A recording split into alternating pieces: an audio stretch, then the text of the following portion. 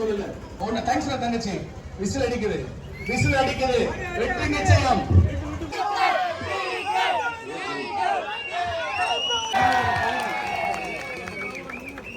இவ்வளவு தூரம், இவ்வளவு உற்சாகம், இவ்வளவு தூரம் இருக்கிறது. இதுவரை நாங்க வந்தது இதான் முதல் முறையாக இவ்வளவு உற்சாகமா பார்க்கிறோம்.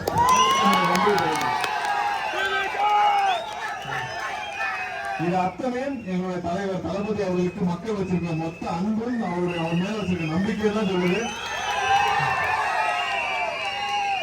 கண்டிப்பாக நீங்கள் வச்சிருக்க 100% எங்களுடைய தலைவர் தளபதி மேல நீங்க வச்சிருக்க நம்பிக்கையும் அன்பும் ஏதோ ஒரு நாளும் வீண் போகாது.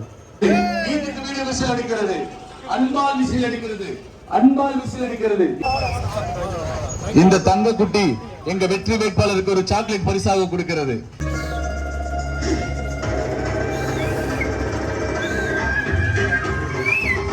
ஏன்னா அவர் உங்களை மட்டுமே நம்பி இந்த களத்துக்கு வந்திருக்கார், உங்களை மட்டுமே நம்பி இங்க அரசியலுக்கு வந்திருக்கார்.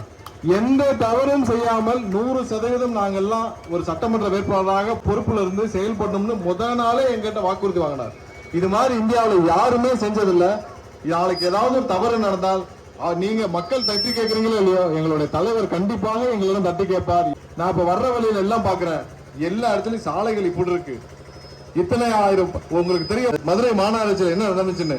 304 கோடி மேயர் மட்டும் இந்த சொத்து வரி செலுத்துறதுல ஊழல் பண்ணிருக்காங்க. சொத்து வரி செலுத்துறதுல மட்டும் 300-400 கோடினா அப்ப மத்த எல்லாரும் எடுத்துக்கங்க.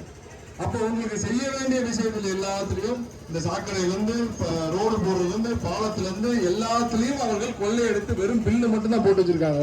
எல்லாம் வரும், பேம்ப்ளெட் வரும், வீட்டுக்கு பணமும் வரும்.